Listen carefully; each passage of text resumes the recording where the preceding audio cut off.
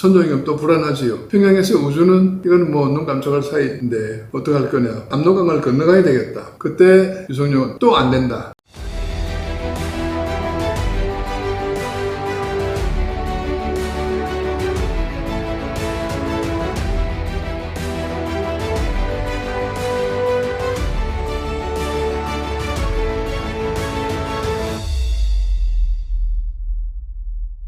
네, 안녕하세요, 이사장님. 안녕하십니까. 네, 반갑습니다. 벌써 또 일주일이 지났습니다. 아이고, 빠릅니다.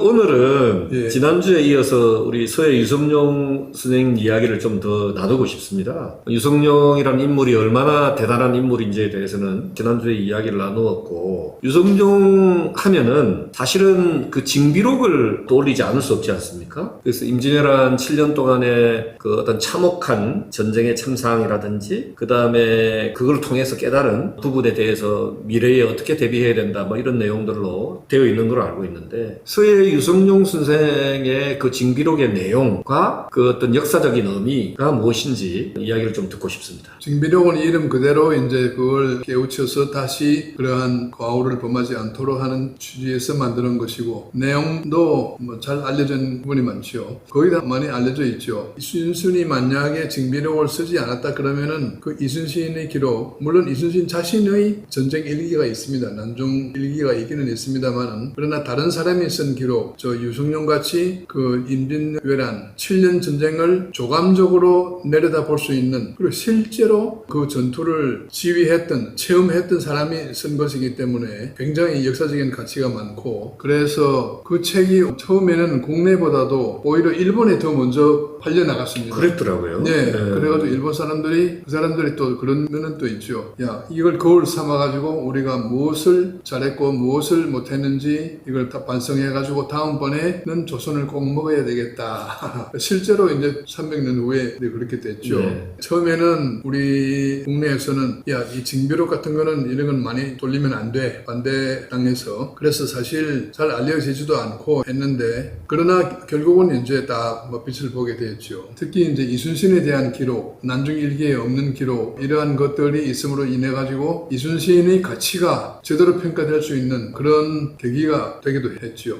네. 예. 하여튼 뭐 과거의 일을 경계를 하고 그래서 미래를 대비하기 위한 네. 그런 어떤 그 징비록이 지금 존재한다는 것 자체가 우리 역사적으로 큰 의미가 있고, 그렇게 해야 되는데 그 징비록까지 남겨서 그 우리 선조들이 징비록을 봤을 텐데도 조금 전에 말씀하셨지만 300년 후에 일본한테 먹힌 것에 대해서는 참 아프다는 생각이 듭니다. 300년 가기 전에 사실은 30년 후에 병자호란이 먼저 왔었지요. 그게 모르겠습니다. 지금의 우리나라 정치 사회 상황하고 빗대서 말하기에는 좀 거북합니다만은, 이름이 징비록인데 사실 징비가 되지 않고 해이하게 지내다 보니까 30년 후에 병자호란을 당하고 300년 후에 한일 합방을 당하고 그렇게 되었는데, 그러나 어쨌든 또 그런 고위직을 경험한 사람이 그런 징비록 같은 책을 쓴다는 것은 참 필요한 일이라고 생각을 합니다. 우리나라에서는 보면은 고위직을, 가령 대통령이다, 또 그런 국가적인 중책을 맡았던 사람들이 간혹 쓰기는 씁니다만은 자기 스스로 적나라하게, 모르겠습니다, 쓰는 과정에 자기 미화가 조금 끼어들어갈 수도 뭐 있겠지만, 어쨌든 그러나 한 80~90%는 이제 객관적으로 이렇게 쓰고 하는데, 우선 그렇게 기록을 남긴다는 그 자체, 그런 걸 우리가 좀 먼저 배워야 되지 않겠나 생각이 됩니다. 예, 그래서 사실은 저도 이렇게 살펴보니까 유성룡 선생이 영의정에서 일종의 그 탄핵 비슷하게 해가지고 이제 그만두었을 때 파직 내지는 뭐 이렇게, 물론 이제 물러난 그날에 이순신 장군이 노량해전에서 전사한 날하고 거의 같다고 이렇게 저는 알고 있는. 나는 다릅니다. 나름 다릅니까? 네, 그거는 뭐 그 무렵인데 예, 큰 예. 차이는 아닙니다만, 유성룡이 먼저 파직을 당하고 그 다음에 이순신이 죽고, 아마 저기 파직을 당한 날보다 이제 파직이 때 있기 때문에 보따리 싸가지고 이제 고향으로 돌아간 날, 아마 삭탈관직된 네. 아마 그 무렵일 겁니다. 예. 처음에는 파직만 됐는데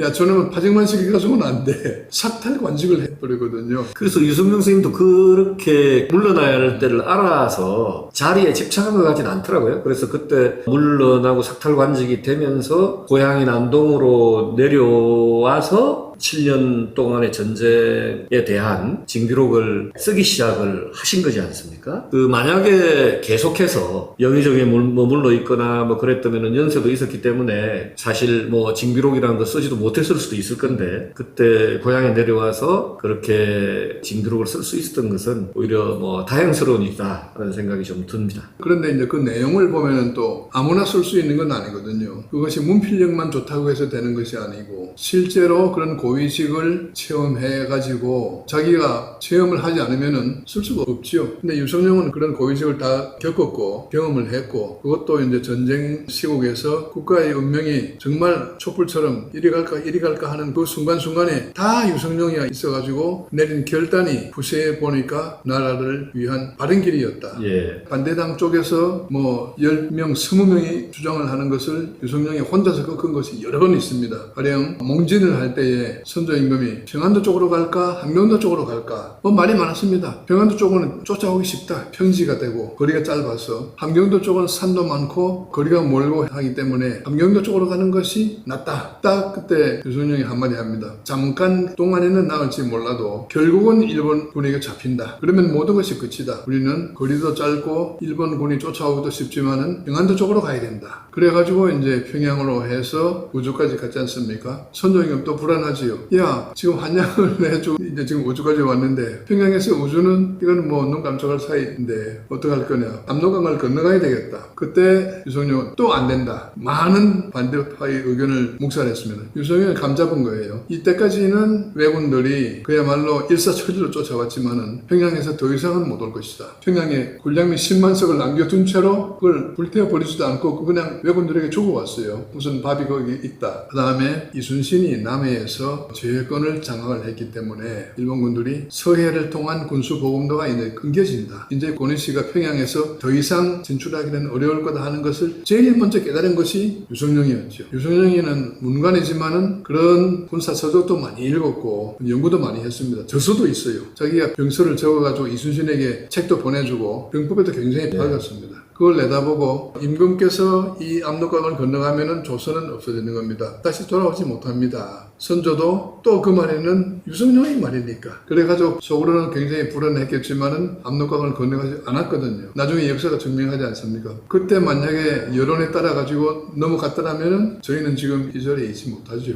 그렇습니다. 네. 그래서 저도 유성룡의 위대함을 느끼는 거는 이제 그런 어떤 정세 판단력, 그리고 왕에게 신뢰가 있었기 때문에 그랬지만 어쨌든 압록강을 건너지 않도록 했던 부분도 굉장히 중요하고, 또 하나는 그 훈련도감을 만들어서 훈련을 시킬 때 저는 깜짝 놀랐는데, 이게 이제 사람들이 모이지 않으니까, 그 훈련도감에 참여할 군사들 이런 사람들이 모이지 않으니까 파격적인 일을 했더라고요. 하나는 뭐 일종의 월급을 주는 형태를 취하고, 또 하나는 심지어는 공을 세우면 면천. 면천. 그러니까 완전히 양반사회의 조선시대에 자기의 천민 신분을 업그레이드 시켜주는 거를 해낼 수 있었다. 그건 정말 엄청난 거죠. 저는 정말 놀랐어요. 예, 신분 상승하는 방법이 뭐 로또에 당첨돼가지고 큰 돈을 주는 방법도 있고, 무슨 고시에 합격해가지고 이제 또 출세하는 방법도 있겠지만은, 이 면천을 해준다는 거는 그거 다 합친 것보다도 몇십 배 큰 겁니다. 그러니까요. 자기가 면천이 되면은 자손들까지도 따라서 면천이 되거든요. 그거는 정말 대단한 인센티브지요. 예, 그래서 아마 그게 전쟁 시대가 아니었으면 사실은 유성룡도 하기가 어려웠고 선조도 오케이를 하기 어려웠을 텐데, 전쟁이라고 하는 그